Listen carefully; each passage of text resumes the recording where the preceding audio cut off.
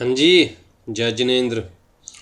Guys, हमारा economics का first chapter चल रहा है, basics of demand and supply and forms of market competition. Right, almost cover कर चुके हैं हम ऑलरेडी। 3 क्लासेस हम लोग अपलोड कर चुके हैं अपने यूट्यूब चैनल के ऊपर। जो स्टूडेंट्स फर्स्ट टाइम देख रहे हैं हमारी वीडियोस, उनको इन्फॉर्म कर दूं कि हम लोग CS एग्जीक्यूटिव एंट्रेंस टेस्ट की सारी वीडियोस फ्री ऑफ कॉस्ट अपने यूट्यूब चैनल पर अपलोड कर रहे हैं, जिसका नाम है दीप ज्ञान क्लासेस। तो आप वहाँ पर देख सकते हैं। नोट्स के लिए आपको हमें ब्रॉडकास्ट लिस्ट के लिए एक रिक्वेस्ट सेंड करनी पड़ेगी। हमारा नंबर है 9811196732। इस नंबर को अपनी कॉन्टैक्ट लिस्ट में ऐड कीजिए और हमें व्हाट्सअप कीजिए कि आपको CS एग्जीक्यूटिव एंट्रेंस टेस्ट की ब्रॉडकास्ट लिस्ट ज्वाइन करनी है, और हम आपको अपनी लिस्ट में ऐड कर लेंगे। उसके बाद आपको नोटिफिकेशंस मिलते रहेंगे जो भी हम लोग बाकी स्टूडेंट्स को सेंड करते हैं। ठीक है जी, आ जाइए। हमारे बेसिकली 2 ही टॉपिक्स रह गए हैं, एक तो चेंज इन डिमांड और दूसरा डिफरेंट टाइप ऑफ मार्केट्स, जैसे कि perfect competition, monopolistic, oligopoly, monopoly, डिओपोली। Right, change in demand.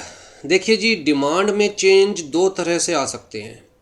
एक तो कहता है जी प्राइस का इफेक्ट हो सकता है कि भैया प्राइस कम हुआ तो डिमांड इंक्रीज हो गई, प्राइस ज़्यादा हुआ तो डिमांड कम हो गई। ठीक है, लेकिन यहाँ पर जो हमारा स्लोप है ना, वो सेम रहता है। हमारा स्लोप क्या है? वो सेम रहता है। जैसे मान के चलिए आपके सामने ये चार्ट दिया हुआ है, इसे ध्यान से देखिएगा। कहता है जी प्राइस पहले ओरिजिनल ये था, तो डिमांड हमारे पास ये थी, क्वांटिटी डिमांडेड। अगर प्राइस हमने कम कर दिया, मैं Q1 से इसे डिनोट कर रहा हूँ, हाँ P1 से, तो कहता है डिमांड हमारे पास ज़्यादा हो गई। प्राइस कम हुआ, डिमांड ज़्यादा हो गई। कहता है जी प्राइस ज़्यादा कर दिया P2, तो जी हमारे पास डिमांड कम हो गई। ठीक, लेकिन स्लोप एक ही है, ध्यान से देखिए। तो जब हमारे पास एक ही बैलून हो और उस बैलून में हवा ज़्यादा कर दो, तो हम क्या कहेंगे कि बैलून बड़ा हो गया। राइट, और उस बैलून में हवा कम कर दो तो हम क्या कहेंगे, बैलून छोटा हो गया। पर बैलून तो एक ही है। तो जी जहाँ स्लोप एक ही है, लेकिन प्राइस का इफेक्ट आने की वजह से डिमांड कम हो रही है या ज़्यादा हो रही है, तो उसको हम बोलते हैं कॉन्ट्रैक्शन या फिर expansion in the demand. Price ज़्यादा हुआ, डिमांड कॉन्ट्रैक्ट हो गई, मार्केट में डिमांड कम हो गई। प्राइस कम हुआ, डिमांड एक्सपेंड हो गई, मार्केट में डिमांड की एक्सपेंशन हो गई। ठीक, लेकिन अगर प्राइस का फैक्टर छोड़ दो, कुछ और फैक्टर कंसिडर करें, जैसे कि मान के चलिए कि इनकम बहुत ज़्यादा इंक्रीज़ हो गई कंज्यूमर्स की, या फिर टेस्ट चेंज हो गया कंज्यूमर्स का, कस्टम चेंज हो गया, तो वहाँ पर कहता है जी स्लोप ही चेंज हो जाता पूरा का पूरा। प्राइस सेम है, लेकिन लोगों की खरीदने की कैपेसिटी इंक्रीज़ हो गई। जो लोग नहीं खरीद पाते थे अब वो भी खरीदने लग गए, न्यू कंज्यूमर्स मार्केट में एंटर कर रहे हैं। या फिर लोगों का टेस्ट चेंज हो गया, जिन लोगों को पहले प्रोडक्ट पसंद था अब पसंद नहीं आ रहा, तो जी प्राइस सेम है लेकिन डिमांड फिर भी कम हो गई। तो कहते हैं जहाँ प्राइस सेम है, सेम चल रहा है प्राइस, पहले हमारे पास ओरिजिनल क्वांटिटी डिमांडेड क्या थी, ये प्राइस तो यही है। कहता है अगर टेस्ट चेंज हो गया, अब कंज्यूमर को वो चीज़ पसंद नहीं आ रही है, मार्केट में कोई नई टेक्नोलॉजी आ गया, नया प्रोडक्ट हो गया, कंज्यूमर उसके ऊपर शिफ्ट हो गए हैं, तो चाहे प्राइस उतना ही है लेकिन फिर भी डिमांड क्या हो गई, कम हो गई। डिमांड क्या हो गई, कम हो गई। राइट, जबकि प्राइस सेम है। तो जी पूरा स्लोप ही चेंज हो गया।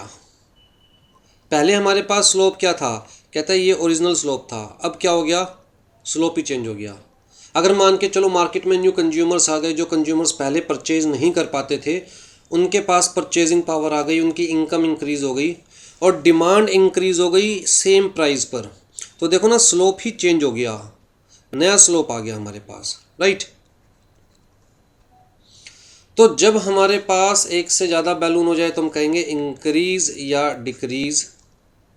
जब हमारे पास एक ही बैलून है उसमें हवा कम या ज़्यादा हो जाए तो हम कहेंगे एक्सपेंशन या कॉन्ट्रैक्शन। बड़ा सिंपल सा कॉन्सेप्ट है याद रखने के लिए। ठीक है, तो एमसीक्यू के पॉइंट ऑफ व्यू से याद रखिएगा, अगर स्लोप एक ही है और प्राइस के इफेक्ट की वजह से कम ज़्यादा हो रही है डिमांड, तो एक्सपेंशन या कॉन्ट्रैक्शन। कहता है प्राइस सेम है लेकिन स्लोप ही चेंज हो रहे हैं, तो इसका मतलब प्राइस के अलावा कोई और फैक्टर है जो कि मार्केट में वर्क कर रहा है, तो उस केस में स्लोप चेंज हो जाएंगे और हम बोलेंगे इंक्रीज इन डिमांड या डिक्रीज इन डिमांड। ठीक, आ जाइए जी, डिफरेंट काइंड्स ऑफ मार्केट। अब आपके सिलेबस में ये 5 टाइप ऑफ मार्केट डिस्कस की हुई है और बड़ा थोड़ा थोड़ा डिस्कशन किया हुआ है आपके सिलेबस में, उससे ज़्यादा तो हम यहाँ पर डिस्कस कर लेंगे। ठीक है, तो जी perfect competition, monopolistic, oligopoly, monopoly and duopoly. I think इसका नाम थोड़ा सा ज़्यादा बेटर किया जा सकता था, बड़ा अजीब सा नाम है ओलिगोपोली, हर बार बोलने से पहले सोचना पड़ता है। हाँ जी, परफेक्ट कंपटीशन कहता है एक ऐसा मार्केट प्लेस जहाँ पर हर सेलर के बीच में परफेक्ट कंपटीशन है। कहता है मार्केट में कितने सेलर्स हैं सबको पता है, किसके पास क्या प्रोडक्ट अवेलेबल है सबको पता है, हर प्रोडक्ट की कंप्लीट इन्फॉर्मेशन सबको पता है, कौन किस प्राइस पे बेच रहा है सबको पता है, हर कंज्यूमर को, इसका मतलब राइट, मतलब कंज्यूमर के पास सारी नॉलेज अवेलेबल है। तो मार्केट में एक सेलर है, 2 सेलर है, 3rd है, 4th है, 5th है। कहता है जी सबको पता है कि सेलर 1 के पास जो प्रोडक्ट है वो कितने में सेल कर रहा है, सेलर 2 कितने में सेल कर रहा है, सेलर 3 कितने में सेल कर रहा है, सेलर 4 कितने में सेल कर रहा है, सेलर 5 कितने में सेल कर रहा है। प्रोडक्ट सेम है या उनकी करैक्टरिस्टिक्स डिफरेंट है, ये भी सबको पता है। मान के चलो अगर सेलर 1 कोई चीज़ सेल कर रहा है 10 रुपये में और बिल्कुल सेम प्रोडक्ट सेलर 5 सेल कर रहा है 11 रुपीज़ में, तो कहता है बेच ही नहीं सकता। क्यों?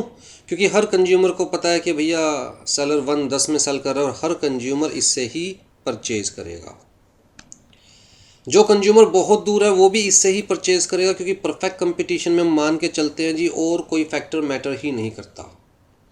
कहता है जो मर्जी मार्केट में एंटर कर सकता है, जो मर्जी जब मर्जी मार्केट को छोड़ सकता है, और कोई ट्रांसपोर्टेशन चार्जेस नहीं है, कोई ट्रांसपोर्टेशन फ़ी नहीं है, कॉस्ट नहीं है। तो इसका मतलब अगर कोई 50 किलोमीटर दूर रह रहा है तो उसको भी सेलर 1 से प्रोडक्ट 10 रुपये में ही घर पर पहुंचेगा, तो वो सेलर 5 से परचेज़ नहीं करेगा जबकि सेलर 5 उसके बगल में है। क्यों? क्योंकि हम मान के चल रहे हैं कोई ट्रांसपोर्टेशन कॉस्ट नहीं है।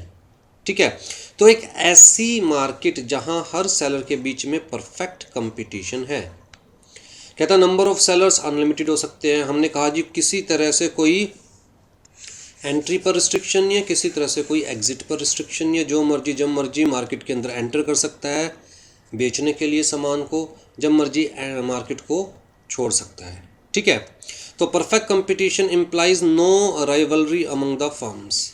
यहाँ पर ये क्यों लिखा हुआ है कोई राइवलरी नहीं है, जबकि हम तो वर्ड कह रहे हैं परफेक्ट कंपटीशन। कहता है कंपटीशन तो उनके बीच में होता है ना जहाँ पर कुछ चेंजेस हो। 2 फर्म है, फर्म 1 फर्म 2। कहता है ये दोनों एडवर्टीजमेंट तो तब करेगी ना जब इनके पास कुछ अलग से देने के लिए हो।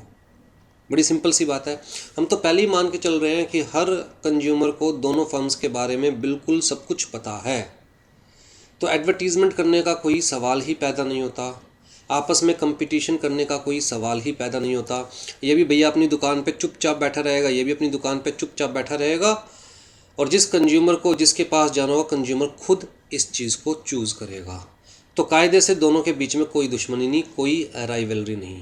Right, this is perfect competition, जहाँ एक्चुअल में कोई कंपटीशन है ही नहीं। A market structure where there is a perfect degree of competition and a single price prevails। क्योंकि अगर कोई चीज़ 10 में मिल रही है तो बेटा 10 से ऊपर कोई नहीं परचेज करने वाला, क्योंकि हम मान के चल रहे हैं सारे कंज्यूमर्स को सब रेट, सब प्रोडक्ट, सब चीज़ों के बारे में पता है और कोई ट्रांसपोर्टेशन कॉस्ट नहीं है। तो एक ही प्राइस प्रिवेल करेगा। अगर दूसरा बंदा 11 की बेचने की कोशिश करेगा तो उसका एक सिंगल प्रोडक्ट भी नहीं बिकेगा। दूसरी चीज़ हम मान के चल रहे हैं, कहता है जितना मर्जी परचेज करो 10 रुपये में कभी सामान ख़त्म नहीं होगा। ये मान के चल रहे हैं, अजम्पशन है हमारी। राइट, कहता है जी buyer and seller are price taker, दोनों ही प्राइस टेकर है, बायर भी और सेलर भी। तो मतलब कुल मिलाकर एक सप्लाई एंड डिमांड चार्ट बनाया जाएगा और ये जो पॉइंट आएगा this is the equilibrium point, और इस पॉइंट पर ही बायर बाय कर सकता है, सेलर सेल कर सकता है। इससे ना ऊपर कोई जा सकता ना नीचे कोई जा सकता, both are price taker. Demand and supply is perfectly elastic. Perfectly elastic का मतलब अगर कोई 10 रुपये 5 पैसे का भी बेचने की कोशिश करेगा तो उसकी सप्लाई जीरो हो जाएगी, उसके लिए डिमांड जीरो हो जाएगी। और कोई 1 पैसा कम में बेचने की कोशिश करेगा, कहता है जी 9 रुपीज़ 99 पैसे में बेचने की कोशिश करेगा, तो सारे लोग उसके पास भाग जाएंगे। इसका मतलब प्राइस में हल्का सा भी चेंज आएगा तो डिमांड में अनलिमिटेड चेंज आ जाएगा, राइट। तो demand and supply is perfectly elastic. A firm can only decide to alter the quantity of its output without changing the price of the product. तो जी सेलर के पास बस एक ही option है कि वो कितना बनाना चाहता है, कितना नहीं बनाना चाहता, कितना बेचना चाहता है, कितना नहीं बेचना चाहता, सिर्फ ये डिसाइड कर सकता है सेलर। उसके अलावा प्राइस डिसाइड नहीं कर सकता। कहता प्राइस कौन डिसाइड करेगा? Market force, demand and supply curve. तो जी क्या क्या मेन फीचर्स हो गए? कहता है होमोजीनियस एंड अनडिफ्रेंशिएटेड प्रोडक्ट्स। मान के चलेंगे जितनी भी फर्म्स मार्केट के अंदर है सब सेम तरह का सामान बेच रही है, सबकी कैरेक्टरिस्टिक सेम है सामान की, प्रोडक्ट की, राइट। तो बायर को कोई फ़र्क नहीं पड़ेगा ए से ले या बी से ले या सी से ले, बायर को पता है मैं किसी से भी लूँगा सेम प्रोडक्ट मिलना है, सेम प्राइस पर मिलना है, ठीक है जी। To the buyer the product supplied by one firm is the perfect substitute of that supplied by the another. कोई फ़र्क नहीं पड़ रहा किससे ले रहा है buyer. Large number of sellers, कहता है no individual firm can influence the total supply of the industry. क्योंकि डिमांड हम मान के चल रहे हैं अनलिमिटेड है, आप कितना भी प्रोड्यूस कर लो सब बिक जाएगा। तो you can not influence any buyer, you can not influence the market, ठीक है। आप कम बेच रहे हो ज़्यादा बेच रहे हो, मार्केट पे कोई असर नहीं पड़ने वाला। No firm can alter the price of the product, every firm in the industry is the price taker. जो मार्केट प्राइस चल रहा है भैया उसी पे बेचना पड़ेगा। A firm can sell any quantity of its own product at the going price, demand for the product is perfectly elastic. और the large number of buyers, कहते हैं बहुत सारे बायर्स मार्केट में अवेलेबल है। Competition between the buyers for available supply. Any single buyer cannot affect the total demand in the market. Any single buyer cannot affect the price of the product. Every individual buyer is a price taker. Supply for the product is perfectly elastic. ठीक है, अगर buyer 1 पैसे कम में खरीदना चाहेगा तो सामने वाला कहेगा मुझे नहीं बेचना, क्योंकि मार्केट में जितना मर्जी प्रोडक्ट बेच लो जो भी मार्केट प्राइस है उस पर, तो मैं 1 पैसे कम पे क्यों बेचूंगा, ठीक। Full knowledge of the market, मान के हम चल रहे हैं कि भैया हर किसी को मार्केट की कंप्लीट नॉलेज है। इकोनॉमिक रैशनैलिटी, ये बहुत इंपॉर्टेंट पॉइंट है। कहता है चाहे सप्लायर हो चाहे बायर हो, दिल से नहीं सोचने वाला कोई भी। कहता है ना रिश्तेदारी की शर्म करेगा, ना यारी दोस्ती की शर्म करेगा, ना जान पहचान की शर्म करेगा, ना जाम की शर्म करेगा, ना पानी रोटी की शर्म करेगा। हर इंसान सिर्फ अपने प्रॉफिट के बारे में सोचेगा। तो ऐसा नहीं है कि जान पहचान वाले से सस्ता मिल जाएगा या किसी जान पहचान वाले को महंगा बेच सकते हैं। हर कोई सिर्फ और सिर्फ इकोनॉमिक रैशनैलिटी से अपना इंटरेस्ट देखेगा, कुल मिलाकर कहाँ फ़ायदा है वहीं जाएगा हर कोई, दिल से कोई नहीं सोचेगा। नो इनडायरेक्ट कॉस्ट, जैसे कि हमने कहा no transportation cost, no transaction cost, no advertisement cost, free entry and free exit, ठीक है। तो ये था हमारा परफेक्ट कंपटीशन। अब जी बात आती है मोनोपोली। देखिए एक तो हो गया परफेक्ट कंपटीशन, जहाँ हम कह रहे हैं अनलिमिटेड बायर्स हैं, अनलिमिटेड सेलर्स है, कोई मार्केट में एंटर करने की रिस्ट्रिक्शन नहीं है, कोई मार्केट छोड़ने की रिस्ट्रिक्शन नहीं है। एक ये तो हो गया एक्सट्रीम, एक एक्सट्रीम हो गया परफेक्ट कंपटीशन। दूसरा एक्सट्रीम क्या? मोनोपोली, जहाँ एक ही बायर है, वर्चुअली एक ही सेलर है, बायर कह गया वर्चुअली एक ही सेलर है, राइट। तो ये केस आज के टाइम में कहाँ रह गया? कहता है जी जब गवर्नमेंट के पास कोई पर्टिकुलर सेक्टर, कोई पर्टिकुलर इंडस्ट्री, कोई पर्टिकुलर प्रोडक्ट रिजर्व हो और गवर्नमेंट कहती है जी कोई और इसमें डील नहीं कर सकता, जनरली वही केस रह गया। या गवर्नमेंट स्पेसिफिकली किसी को लाइसेंस दे किसी पर्टिकुलर प्रोडक्ट के लिए, किसी पर्टिकुलर सर्विस के लिए। तो मोनोपोली आज की डेट में देखा जाए तो पॉसिबल नहीं है, एटलीस्ट इंडिया में, जब तक गवर्नमेंट ही किसी न किसी चीज़ के लिए लॉ ना बना दे कि भैया ये चीज़ सिर्फ और सिर्फ गवर्नमेंट ही सेल कर सकती है या प्रोड्यूस कर सकती है, या ये चीज़ सिर्फ वही प्रोड्यूस कर सकता है या सेल कर सकता है जिसको गवर्नमेंट लाइसेंस देगी, ठीक है। अब जी मोनोपोली का केस क्या है? कहता है सिंगल सेलर, सिंगल फर्म है जी इंडस्ट्री के अंदर, एक ही फर्म है, एक ही सेलर है, राइट। तो सिंगल फर्म सिंगल सेलर कह सकते हैं, नो क्लोज सब्सटीट्यूट, क्योंकि एक ही बंदा बना रहा है तो कोई सब्सटीट्यूट भी नहीं मान के चल रहे हम। New firm can not enter the industry due to legal and other hurdles. Monopolist is free to fix the price of his choice. अब यहाँ पर एक चीज़ समझने की है, अगर मान के चलो आपकी मोनोपोली है किसी भी प्रोडक्ट को लेके, आपके पास क्या पावर है? सिर्फ इतना कि आप प्राइस डिसाइड कर सकते हैं। आप ये कह सकते हैं भैया मेरी चीज़ मैं 10 में दूं या 11 में। आपके पास बस इतनी ही पावर है ना कि आप प्राइस डिसाइड कर सकते हैं कि भैया मेरी चीज़ है मैं 10 में दूं या 11 में। मुझे फोर्स तो नहीं कर सकते ना लेने के लिए कोई भी प्रोडक्ट। मैं भी कहूँ मेरी मर्जी मैं लूँ या ना लूँ, राइट। तो भैया जो स्लोप है, even in case of monopoly, slope of demand is always negative. Negative का मतलब नीचे जाता हुआ।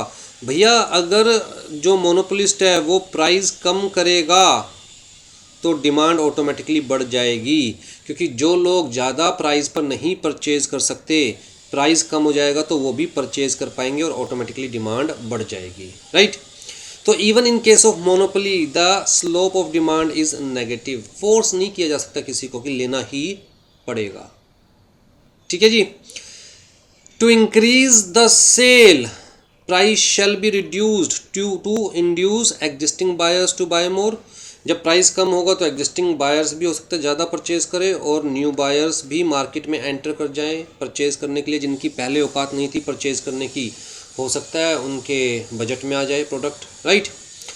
तो जी जो मोनोपोलिस्ट है he can refuse to sell his product for a price below the one decided by him, but however he can not determine the demand for his product. He cannot force the buyer to buy his product at a price of his choice.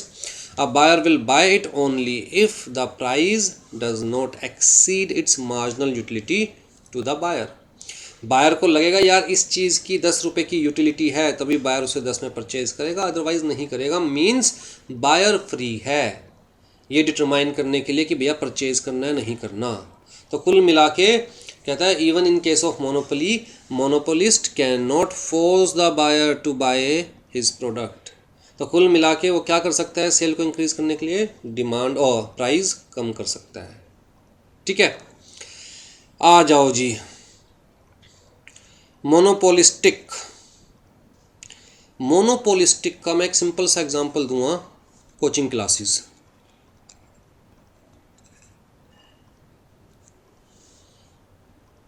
Monopolistic अगर मैं industry की बात करूं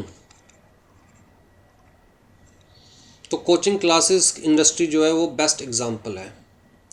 कहता है जहां पर हर coaching class अपने लेवल पर स्पेशलाइज्ड है।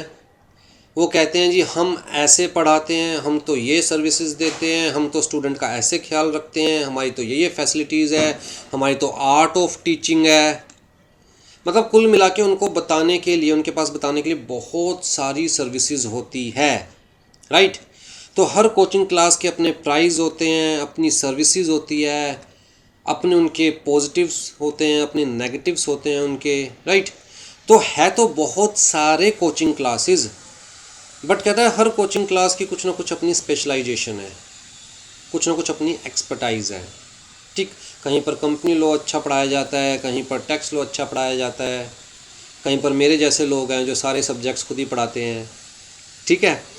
तो जी मेन फीचर क्या कहता है? Large number of sellers. हम ये नहीं कह सकते अनलिमिटेड, लेकिन large number of sellers and large number of buyers. तो भैया कोचिंग क्लासेस भी बहुत सारी है, बायर्स भी बहुत सारे हैं, राइट।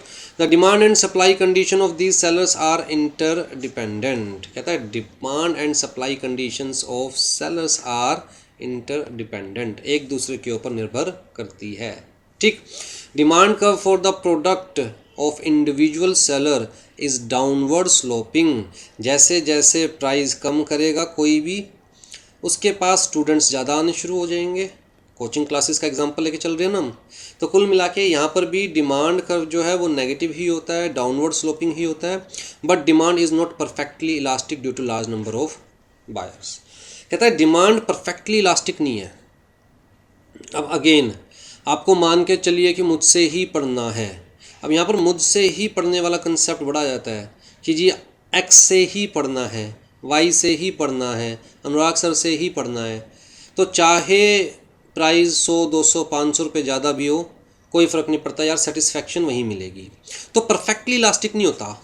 ऐसा नहीं है कि अगर मैं प्राइस थोड़ा सा ज़्यादा कर दूंगा तो सारे ही मेरे स्टूडेंट्स भाग जाएंगे, और ऐसा भी नहीं है कि मैं प्राइस थोड़ा सा कम कर दूंगा तो बाकी सबके स्टूडेंट्स भी मेरे पास आ जाएंगे, राइट। थोड़ा सा फ़र्क जरूर पड़ेगा, इलास्टिक ज़रूर होता है।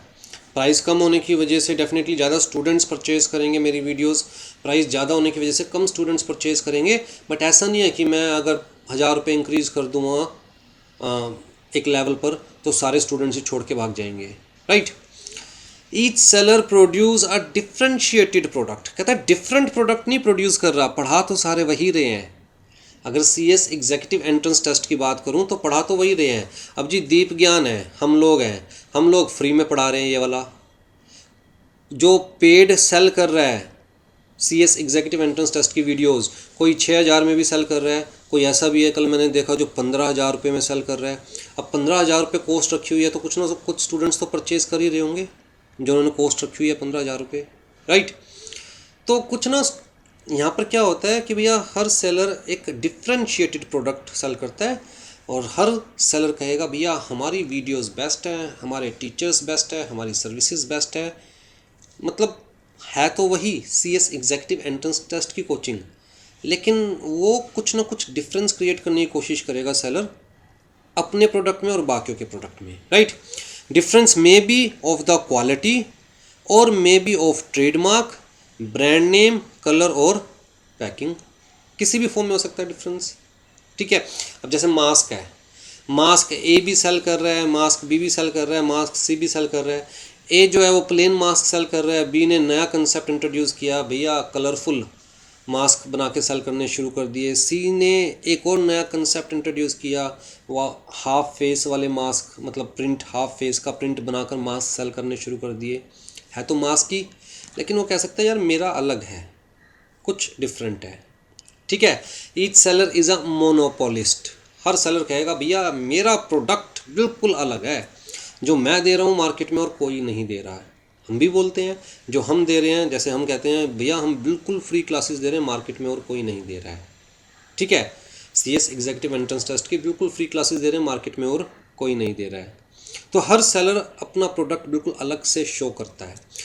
प्रोडक्ट डिफ्रेंशिएशन मे और मे नॉट बी रियल, हो सकता है रियल है डिफ्रेंशिएशन, हो सकता है रियल नहीं है, सिर्फ सामने वाले की आंखों में धूल झोंकी जा रही है।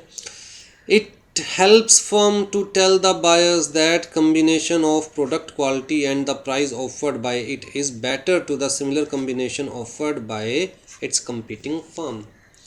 तो जी यही बताने जा रहे हैं स्टूडेंट्स को कि भैया जो हम दे रहे हैं, मान लिया यार सामने वाले का 1000 रुपये सस्ता है, पर हमारी देखना क्वालिटी कितनी बढ़िया है और हमारे टीचर्स कितने नेम्ड हैं, फलाना है ढिमका है, कि जो हम दे रहे हैं ना हमारी सर्विसेज की कम्बिनेशन देख, वो सामने वाला थोड़ी ना दे रहा है, इसलिए हमारी थोड़ी सी महंगी है, सामने वाले की थोड़ी सी सस्ती है, बट हमारी ज़्यादा अच्छी है, right. Under monopolistic market firm is not a price taker, firm अपने प्राइस खुद डिसाइड करती है। It can sell more at less price, it may increase price without losing its all customers. हमने कहा ना परफेक्टली इलास्टिक नहीं होता इसके अंदर। Thus, the demand curve of each firm in the monopolistic competition corresponds to that for the industry as a whole, with the difference that it is comparatively more elastic। तो कुल मिलाकर हर firm की जो demand curve है वो different हो सकता है। कहता है मान के चलो एक फर्म अपने आप में एक इंडस्ट्री है, एक कोचिंग क्लास अपने आप में पूरी इंडस्ट्री है कोचिंग की, उसके अपने फैक्टर्स हैं, अपने प्रोडक्ट्स हैं, अपनी सर्विसेज हैं, अपने ऑफर्स हैं, तो उसका डिमांड कर्व डिफरेंट हो सकता है, दूसरी कोचिंग क्लास का डिमांड कर्व डिफरेंट हो सकता है, राइट। तो थोड़ा सा इलास्टिक तो होता है नो डाउट, अगर बहुत ज़्यादा महंगा कर देंगे तो काफ़ी सारे स्टूडेंट्स नहीं अफोर्ड कर पाएंगे, वो दूसरों की वीडियोज़ लेंगे, लेकिन ऐसा नहीं है कि सारे स्टूडेंट्स भाग जाएंगे, ठीक है। Buyers compare price with quality, which creates intense competition between the suppliers for a share in the market. If it is not possible to determine the average revenue curve of the industry as a whole due to differentiated product, in fact it is difficult to even define the industry। कहता है पूरे industry का ना तो revenue curve बनाना possible है, specifically average revenue curve, right, और even तक की कहता है पूरे इंडस्ट्री को डिफाइन करना भी पॉसिबल नहीं है। Firm operates within a given technological range. No firm is able to compete out its rival by producing a better quality product at a lower average cost. क्योंकि हर किसी को पता है कि कैसे लोएस्ट कॉस्ट पर चीज़ को प्रोड्यूस किया जा सकता है, तो कम से कम इस बेसिस के ऊपर तो फर्म compete नहीं कर सकती। बट ये पॉइंट भी 100% ठीक नहीं है। जैसे हम लोग कॉस्ट के बेसिस पर compete कर सकते हैं, क्यों? क्योंकि मैं खुद ही मार्केटिंग करता हूँ, मैं खुद ही टीचिंग करता हूँ, मैं खुद ही वीडियोस अपलोड और ऑप्टिमाइजेशन करता हूँ, मैं खुद ही नोट्स बनाता हूँ, तो बहुत सारे काम मैं खुद करता हूँ। तो इसका मतलब मुझे बाहर किसी को कॉस्ट देने की ज़रूरत नहीं है। और यही एक फैक्टर है कि मैं एक पूरा level CS executive entrance test even free में भी ला सकता हूँ, क्योंकि मुझे बाहर इसके लिए किसी को पैसा नहीं देना, राइट। तो हो सकता है, लेकिन इन जनरल मान के चलते नहीं भैया, सबको पता है सारे लूपहोल्स, तो कोई कम से कम कॉस्ट के बेसिस पे तो नहीं खेल सकता कि हाँ भैया मेरी कॉस्ट कम निकलेगी तो मैं सस्ता बेच पाऊँगा। कहता है कॉस्ट सबकी मान के चल रहे हैं वही होगी जो मार्केट कॉस्ट है, क्योंकि सबको सारे लूपहोल्स पता है। Existing firms can leave the industry more correctly group of the firms, new firms can enter the industry. तो अंदर आना बाहर जाना आसान है। Thus firms incur a loss, no firm incurs a loss and no firm is able to earn abnormal profit। ये याद रखिएगा, ना तो कोई फर्म लॉस इंकर करती है, उसे लगेगा लॉस हो रहा है वो छोड़ के बाहर निकल जाएगा, और ना ही कोई फर्म अब नॉर्मल प्रॉफिट क्रिएट कर सकती। क्यों? जैसे ही प्रॉफिट बहुत ज़्यादा क्रिएट होना शुरू हो जाएगा तो जो लोग कोचिंग नहीं दे रहे वो भी इस फील्ड में उतर जाएंगे, कंपटीशन बढ़ेगा, प्राइस कम हो जाएंगे और अगेन प्रॉफिट नॉर्मल रह जाएगा, right. Firms aim is not to maximize the sale proceed but to maximize the profit। ज़्यादातर फर्म्स का यही एम होता है मोनोपोलिस्टिक के अंदर कि यार प्रॉफिट मैक्सिमाइज करना है, हमें कोई मतलब नहीं है कि हमारे पास कंज्यूमर ज़्यादा आ रहे हैं नहीं आ रहे हैं।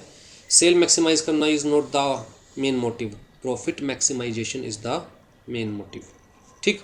दोनों में डिफरेंस क्या है? एक फर्म जो कहती है यार कम से कम 1000 तो स्टूडेंट्स को वीडियो सेल करनी है, चाहे मुझे 10 रुपये पर स्टूडेंट बचे, तो यहाँ पर सेल मैक्सिमाइजेशन मोटिव है। एक फर्म कहती है यार मुझे प्रॉफिट से मतलब है, मैं कम से कम एक सेल पर 5000 रुपये का प्रॉफिट रखूँगी, चाहे मेरी 10 वीडियो बिके। तो कहता है जनरली अगर हम मतलब इस मार्केट की बात करें तो जनरली फर्म्स यहाँ पर लाई करती है, मोनोपोलिस्टिक में जनरली फर्म्स यहाँ पर लाई करती है, ठीक है। It is assumed that all firms have identical cost and demand conditions. In monopolistic competition, products of the firms are close substitute of each other. As a result, they have high positive cross elasticity. Cross elasticity हमने last class में discuss की थी, I think ये spelling गलत है, मैं ठीक कर दूंगा। क्रॉस इलास्टिसिटी का मतलब क्या है? कहता है अगर मैं अपने प्राइस नीचे कर रहा हूँ, मेरे प्रोडक्ट के प्राइस कम ज़्यादा होने की वजह से दूसरे कोचिंग क्लासेस के प्रोडक्ट पे उसकी डिमांड पे क्या इफ़ेक्ट आने वाला है? कहता है डायरेक्ट इफ़ेक्ट आएगा, ठीक। तो कहता है यहाँ पर जो फर्म्स हैं आपस में वो एक्चुअली में क्लोज सब्सटीट्यूट प्रोवाइड कर रही है।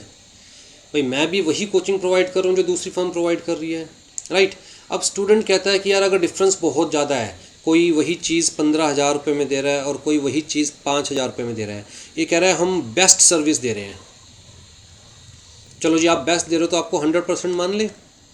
कोई वो चीज़ 5,000 रुपये में दे रहा है, वो कहता है यार इसकी सर्विस बेस्ट नहीं है, थोड़ा सा यहाँ पर सर्विसेज में दिक्कत है, कोई नहीं इसको 90% मान ले। अब जो समझदार स्टूडेंट हो वो क्या कहेगा कि चल 100% ना सही 90% तो मिलेगा, पर रेट का डिफरेंस देखना 1/3 हो गया, 1/3 में 90% तो मिलेगा और 90% मिल जाएगा तो भैया कम से कम 60% मार्क्स तो ले ही आऊँगा। जो ये 100% मिल रहा है जिसको, वो भी इतनी लाने वाला है, 60 की जगह 62 ले आएगा फालतू, मैं भी 60% तो ले ही आऊँगा। और ये प्रोफेशनल कोर्स है, मार्क्स वैसे ही मैटर नहीं करते, या तो रैंक आए या सिंपल ये है कि पास हुआ या फेल हुआ, राइट। तो समझदार स्टूडेंट क्या कहेगा, नहीं भैया 5,000 रुपये में काम चला लूँगा मैं तो, क्योंकि यहाँ पर भी मैं पास तो हो ही रहा हूँ, ठीक है। तो कहता है एक फर्म के प्राइस का दूसरी फर्म की डिमांड पर बहुत डायरेक्ट इफेक्ट आएगा, पॉजिटिव इफेक्ट आएगा, positive cross elasticity. Differentiated product leads to selling expense like marketing expense, showroom expense. अब जब हम बता रहे हैं कि भैया हमारे अलग अलग टाइप के प्रोडक्ट्स हैं, हम अलग अलग सर्विसेज दे रहे हैं, तो ये सारे एक्सपेंस तो करने पड़ेंगे ना बताने के लिए लोगों को। एडवर्टीज़मेंट भी करनी पड़ेगी, अच्छी सी दुकान भी खोल के बैठनी पड़ेगी, बड़ा सा कोचिंग इंस्टीट्यूट जहाँ पर अच्छी अच्छी रिसेप्शनिस्ट बैठी होगी, शीशे का इंफ्रास्ट्रक्चर होगा, पेरेंट्स आएंगे दिखाएंगे देखो जी आपका बच्चा कोचिंग इंस्टीट्यूट में नहीं आ रहा है, 5 स्टार होटल में आ रहा है। तो आप ये मत सोचिए सिर्फ कोचिंग इंस्टीट्यूट के नाम के पैसे दे रहे हैं, ये 5 स्टार फैसिलिटी जो हम देंगे आपके बच्चों को उसके नाम के भी तो पैसे आपसे ही लेंगे, राइट। तो डिस्काउंट है, इंसेंटिव है, वो सारी चीज़ें चलती रहती है इस मार्केट के अंदर। Selling expense create demand. जब खर्चा करेंगे, एडवर्टाइज़ करेंगे, अच्छी अच्छी चीज़ें दिखाएंगे, तभी तो हमारी डिमांड क्रिएट होगी मार्केट के अंदर। Try to shift demand curve to right. Right, पहले डिमांड क्या थी ये, अब इसको शिफ्ट कर रहे हैं राइट की तरफ। पहले डिमांड क्या थी ये, अब हम क्या कर रहे हैं डिमांड उसी प्राइस पर इंक्रीज़। कैसे? सेलिंग एक्सपेंस बढ़ाकर, मार्केटिंग करके, एडवर्टीजमेंट करके, right. May be informative, may be educative for spreading knowledge of the product in the market. कहता है selling expense neutralize the impact of rival firms. भैया सामने वाला एडवर्टीजमेंट कर रहा है 1,000 रुपये की, तो मैं भी कर लूँगा 1,000 रुपये की। तो जैसे उसकी लोग प्रोडक्ट को देखेंगे वैसे मेरे प्रोडक्ट को भी देखेंगे, तो सामने वाले का क्या हो गया, जो भी इफेक्ट्स थे न्यूट्रलाइज कर दिया मैंने, right. Impact of selling expense on demand for an item, follow the law of variable proportion. अब ये चीज़ ना आपको एक्चुअली में सिलेबस में है नहीं, तो मैं फ़िलहाल ये चीज़ आपकी काट रहा हूँ। ये चीज़ मैं आपको नोट्स में जब दूंगा तो काट के दूंगा, क्योंकि इसको समझाने के लिए अलग से आधा घंटा निकालना पड़ेगा, और जब आपके सिलेबस में है ही नहीं तो आप माइंड पर इतना बर्डन क्यों लेंगे। ठीक है, वैसे आपने जो लोग कॉमर्स साइड से उन्हें लॉ ऑफ वेरिएबल प्रोपोर्शन पता होगा, राइट, बट ठीक है मैं बाकी स्टूडेंट्स के ऊपर ये बर्डन नहीं डाल रहा हूँ। वैसे ही मैंने आपके अगर स्टडी मैट को देखोगे तो बहुत ज़्यादा आपको बता दिया है। आ जाओ जी, ओलिगोपोली, अजीब सा नाम नहीं है ओलिगोपोली। कहता है few firms in the market, let's say 3 to 5 firms in the market. Example लेके चले, बेवरेजेस स्पेसिफिकली कोल्ड ड्रिंक, गिने चुने नाम है हमारे पास, कोक है, पेप्सी है, फेंटा है, थम्स अप है, गिने चुने 5, 7, 8, 10 नाम मान लो मैक्सिमम से मैक्सिमम, जो कि एक्चुअल में मार्केट में एग्जिस्ट करते हैं। लोकल लेवल पर हाँ चलती रहती है कोई कोई छोटी छोटी, बट उनको हम कंसिडर ही नहीं करते, राइट। तो कहता है few sellers in the market but large number of buyers. ठीक, firms either compete with each other, या तो एक दूसरे से कम्पीट करेगी, और जब कम्पीट करना मुश्किल हो जाएगा तो एक दूसरे के साथ कोलैबोरेट कर लेगी। चल यार मिलजुल के काम करते हैं, तेरा भी प्रोडक्ट 10 रुपये का, मेरा भी 10 रुपये का, दोनों मिल जाए और 12 रुपये कर दे, तुझे भी बेनिफिट मुझे भी बेनिफिट, 2 रुपये एक्स्ट्रा का। कंज्यूमर के पास कोई ऑप्शन नहीं है, जब तू भी 12 रुपये कर देगा मैं भी 12 रुपये कर दूंगा, तो कंज्यूमर को 12 में परचेज़ करना पड़ेगा। ठीक है, दूसरा एग्जांपल, जैसे कि हमारे पास इंटरनेट नेटवर्क है, या हम जिसे कह सकते हैं टेलीकॉम नेटवर्क। एक फर्म रेट बढ़ाती है, दूसरे अपने आप बढ़ा देती है, क्योंकि उसे पता है कंज्यूमर के पास कोई ऑप्शन नहीं है, हम 4-5 गिनी चुनी फर्म है, कंज्यूमर को हमसे ही परचेज़ करना पड़ेगा, फिर मैं क्यों सस्ते में बेचूँ, right. Firm set market price and consumers are only price taker. Consumers are only price taker, consumer चाहकर भी कुछ नहीं कर सकते। It is difficult for new firms to establish themselves. Enter करने की बात नहीं कर रहा मैं कि एंटर ही नहीं कर सकती न्यू फर्म, मैं कह रहा हूँ एंटर करने के बाद एस्टेब्लिश करना बड़ा मुश्किल हो जाएगा। जैसे अगर आज की डेट में चाहे कि नेशनल लेवल पर कोई कोल्ड ड्रिंक का ब्रांड एस्टेब्लिश करे नया, पॉसिबल ही नहीं है। बहुत ज़्यादा, पहली बात तो फंड्स लगेंगे, फिर बहुत मार्केटिंग होती है, बहुत टाइम लगता है मार्केट शेयर एक्वायर करने में। ठीक, इसी तरह कोई नई टेलीकॉम कंपनी मार्केट में आए और सोचे कि मैं एस्टेब्लिश करूँ, बड़ा मुश्किल हो जाता है। जैसे जियो जब मार्केट में आई तो जी जियो ने कितने टाइम तक फ्री में सर्विसेज प्रोवाइड करी अपने आप को एस्टेब्लिश करने के लिए, तो पीछे इतना बैकअप, इतना फंड्स भी तो चाहिए ना उस चीज़ के लिए। तो कहता है very difficult for new firms to establish themself. ठीक, ड्यूओपोली, ड्यूओपोली भी क्या है, ओलिगोपोली का ही एग्जांपल है एक तरह से, बस फ़र्क इतना कि यहाँ पर हम सिर्फ 2 ही फर्म्स मान के चलने की, मार्केट में कितनी फर्म्स हैं, सिर्फ 2 ही फर्म्स हैं। अब एग्जाम्पल के तौर पे अगर देखा जाए तो एक हमारे पास मैगी और दूसरा हमारे पास एक और है ना वो Yippee noodles, Yippee noodles, right. Mainly market में दो ही है ना, या तो मैगी या यिप्पी नूडल्स। अब और दो छोटे मोटे हैं मार्केट में एग्जिस्ट करते हैं, लेकिन मार्केट जो मेनली एक्वायर की है दो ने ही एक्वायर की हुई है, ठीक। तो ओनली टू सेलर्स मतलब firms in the market, few other firms exist with virtually no market share. Large number of buyers firms set the market price and consumers are only price takers. It is difficult for the new firms to establish themselves. ठीक है जी। लो जी, आपका ये chapter complete हो गया। Economics का first chapter आपकी book से भी दिखा दूं क्या हमने सारे टॉपिक्स कर लिए। ये सबसे नीचे से स्टार्ट करते हैं जी फर्स्ट चैप्टर के।